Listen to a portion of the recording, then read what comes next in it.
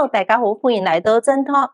今日我哋講下中南海嘅政局嚇，亦都邀請咗資深銀行家吳德教授同我哋一齊分析下點解教授對於呢啲中南海嘅情況都比較清楚了解，因為教授有幾十年嚇同北方啲銀行界嘅人士一齊合作嚇，咁亦都好了解北京嘅情況嘅。咁我哋一齊同佢傾下先。教授你好。係，你好啊 Sarah。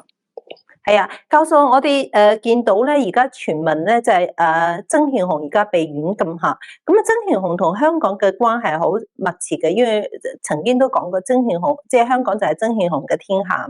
包括曾慶紅嘅細佬咧，咁佢亦都係掌控呢個娛樂界啊，同成龍啊好多啲關係非常之密切嘅。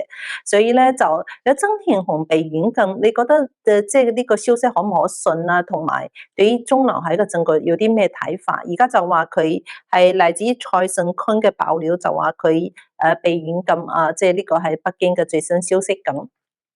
咁就呢一個消息咧，反而似樣啲啊！即係喺咁多個消息嚟講，因為有啲消息咧，即係譬如話習近平失權啊嗰啲消息咧，我哋仲未睇得咁清楚。咁當然啦，我哋睇到用社團嘅運作咧，就可以幾乎肯定佢係失權啦。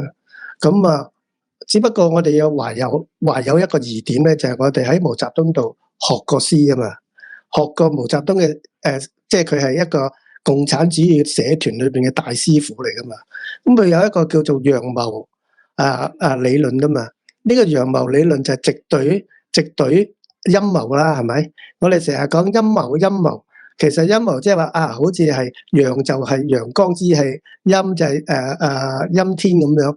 咁所以咧，毛澤東嗰啲大放大名啊，即係百家爭鳴啊，咁百花齊放呢啲咧，後來一句說話就明白，就係咧叫陽謀。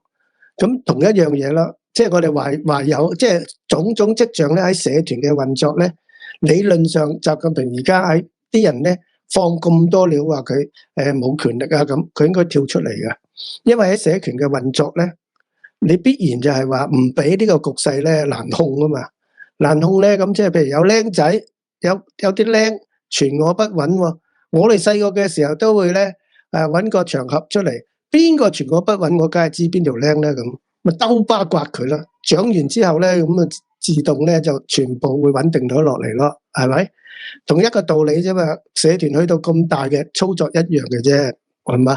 咁你話點解我哋話一開場話曾慶紅咧受軟禁呢條料咧？個可信性係高咧，就係因為你要睇佢一路走嚟咧，佢係喺97回歸之後嗰陣時候掌控香港啊嘛。咁跟住到兒皇帝，即係胡錦濤同埋溫家寶，由2002掌舵到2012，係嘛？咁嘅時候咧，佢都係幕後嘅即係操盤人啦咁。因為兒皇帝咧，起碼咧即係要受聽命於咧江澤民同埋佢嘅黨翼啦咁。咁嗰個年代咧就係啱啱整個利益集團咧，即係我哋叫做江派嘅利益集團咧，就開始掌控晒所有嗰啲部委啊，或者我哋叫做經濟命脈嘅單位啦。